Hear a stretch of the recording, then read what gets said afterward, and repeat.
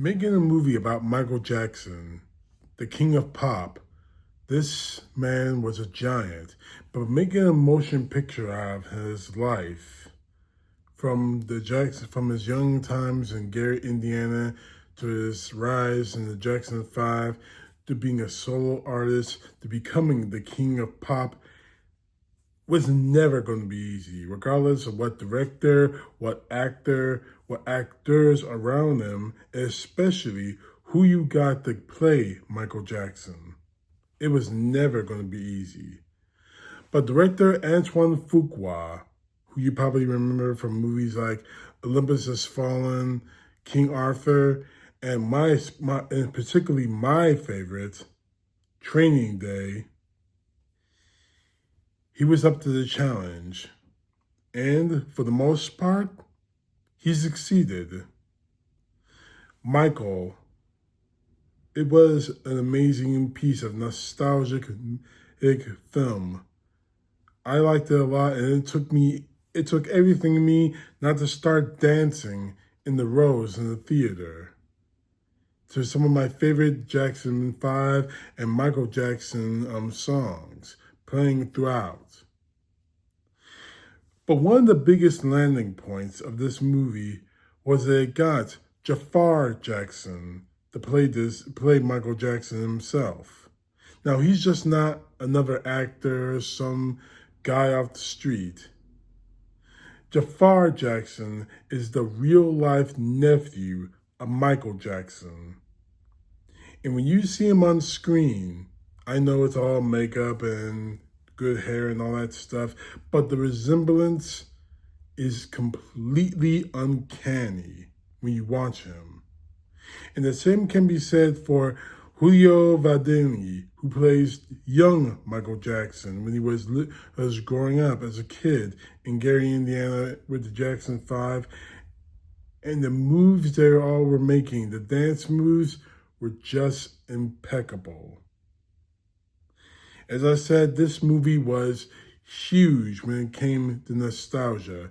So it's a lot of the songs that I grew up on, and for the most part, a lot of you grew up on. I mean, it was perhaps some of the biggest things going on in music.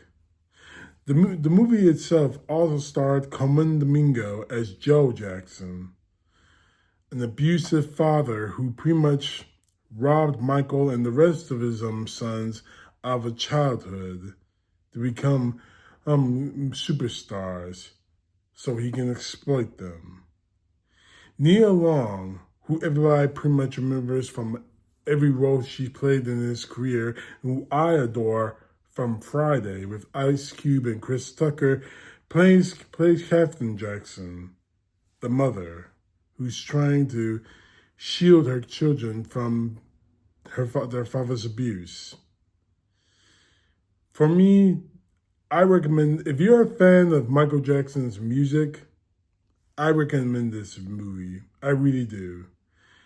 Just don't be surprised if you end up singing along with a lot of the songs they play in this film, because they play a whole lot, from the Jackson's 5s, from ABC to I'll Be There, to Michael Jackson's solo career when he did Billie Jean, Don't Stop Till You Get Enough, and ending with Bad.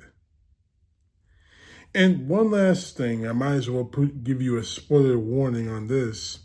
The movie itself ends in 1989 when he says, "I'm done with touring with the Jackson 5, much to the chagrin of his father," and sings Bad in an open live concert in England.